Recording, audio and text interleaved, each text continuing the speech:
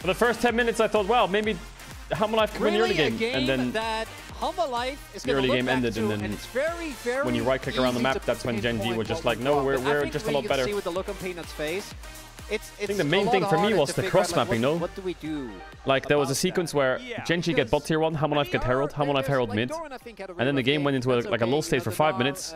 Nasus got 1.5 items, went bot, then they played through Nasus into bot tier 2, while Humble Life could do nothing. They got insane amounts of gold injected in when they're behind, and then they won a 4v5 and the game's over. Like, that's kind of what happened.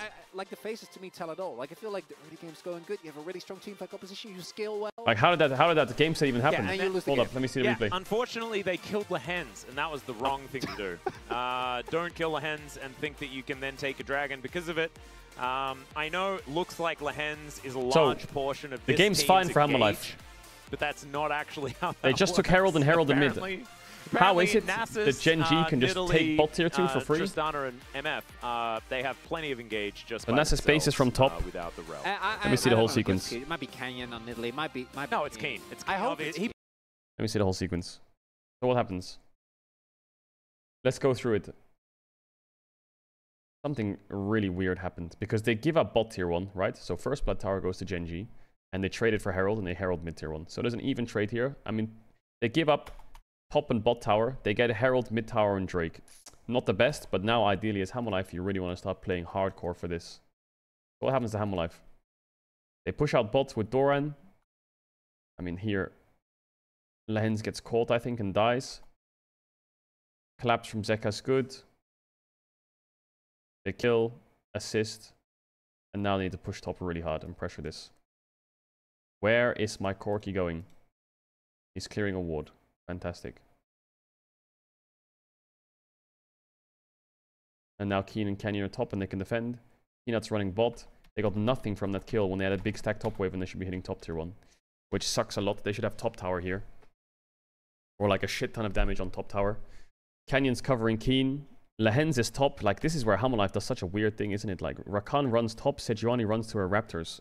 And they get nothing off this. You think if Sejuani came top with him, maybe they could push them out a bit? Anyway. They can't do anything top. They have to base. So they back off. Sejuani recalls. Tristana, Corki recalls. Or tries to recall. He gets cancelled. Their tempo is so bad, isn't it? Like, look at their base timings. The base timings are just terrible for Humble Life. So, first person to base is Viper. Viper bases. Runs out of base.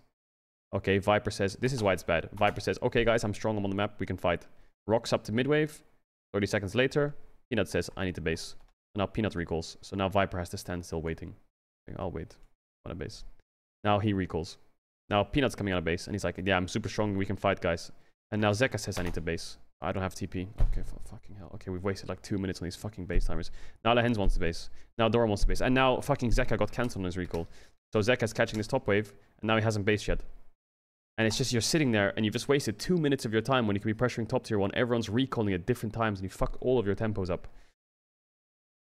It's crazy. And in the meantime, look at Gen.G. I need to base, you need to base, we need to base. Double base from bot lane, they come out and they're already ready to start going. MF from Rel, boom.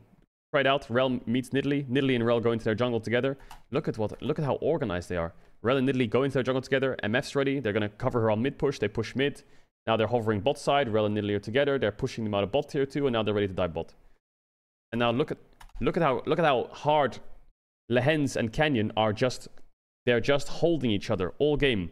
We need to base together. We need to make a play, let's go together. So I think there's the last 3 minutes of the sequence, just look at where Sejuani is and look at where Rakan is. I think Humble Life need to fix their jungle support. It's so bad. It's crazy to me what's going on. They are never together. Like, let's look at Canyon and look at Lehens in any play. Any play, they are right next to each other, no matter what, if they're going to any side. Look at where Lehens and Peanut are. Lehens is covering bot, Peanut's on Herald. 30 seconds later. Lehens is covering Drake Shore, and now he's hovering top. Great.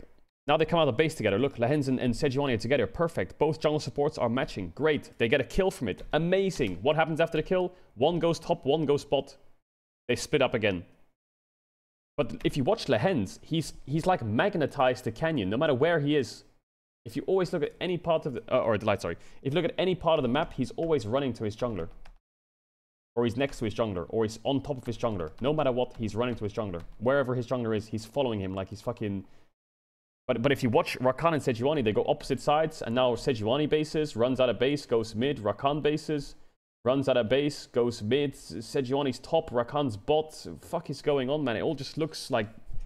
It's everywhere. What's going on? Rakan is fighting Rel with Gnar. Sejuani's trying to take red buff against Tristana by herself. Like, Hamalife is just all over the place. Where's the team coordination? Gen.G's jungle support are, even if they are behind, right? In this case, they're a little bit behind. Well, not so much. Mainly like the Tristana on side is quite strong. This is obviously after the play. But they're a little bit behind, and Gen.G or Hamalife are a little bit stronger. They should be all up here. All of them. Sejuani, Rakan, Vision up here, Zeri, Hover. Rakan is in base when they want to do it every single time. Tristana should have given up top tier 1. Top tier 1 should have been dead. And when they make this play on bot tier 2, they should already be doing it here as well. And they should be trading. But it's crazy to me how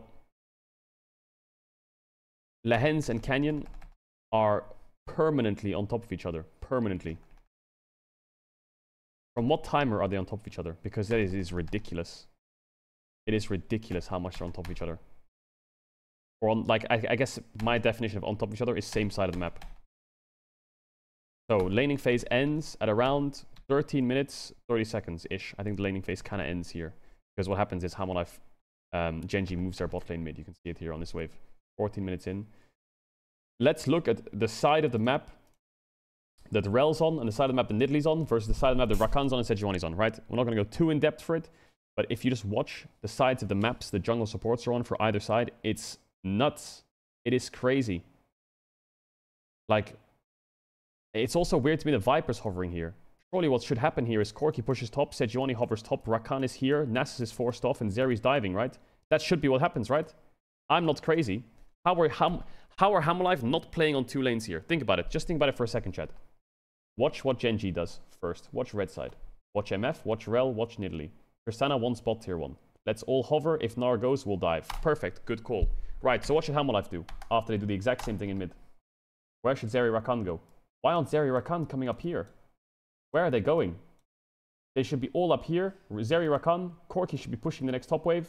And when this happens, this happens. And when they get Herald, they can Herald this as well. Like I just feel like they're playing on... What are they doing? Where is everyone? So they get mid-tier 1 with Herald. They can get that no matter what. Especially if they took this top tier 1. Great. Now, everyone's basing. Rel's basing next to Nidalee. He was with Nidalee before. Nidalee's basing with Rel. They're coming out of base together. They're probably talking about which side they want to go to. You can see it by the movement in their comms, right? Rel says, I'm basing, right? Nidalee says, okay, I'll base too. Then Rel's like, which side do you want to play to? I'll maybe go towards bot. I'm looking bot. And then he says, no, go top. So watch what Rel does. Instantly changes their pathing. Okay, let's go top side. Like, you can actually visualize what their comms are from how they're moving around the map. And Peanut and Delight are doing the exact same thing. Yeah, we can maybe contest this crab or like topside vision. Yeah, looks good. We can fight Rel maybe. Great. Great. I love it, Hamalife. Jungle support, fantastic. But then why do you go here and you go here? And why are you all disjointing? Lehens is dead. It's fine. Where's my Nidalee? Here. All right, I'm coming. Where's my Sejuani's on Raptors? My Rakan's like healing Corki on top wave. Look at Rel. It's just magnetized to this Nidalee. No matter where they go together, there's pressure. Crazy. It is actually crazy to see. Rakan comes out of base, puts wards bot side, Sejuani bases, Rakan bases again, everyone's basing, Rakan's here, Sejuani's there. Look at Rel and Nidalee. They're like, bot tier 2? Yeah, bot tier 2. Okay. Bot tier 2. Rakan's like, it's crazy. Alright. Oh my god, I had the Pokemon rap on max music. I'm sorry about that if you heard that. Game for Hunnel was Viper had very little agency. Doran's super behind is based on his Narbar. Biggest thing I see here is jungle support diff is crazy. Sejuani's not that tanky. Like, it's pretty tanky, obviously, jungle support diff is there isn't crazy. A clear front line here because they played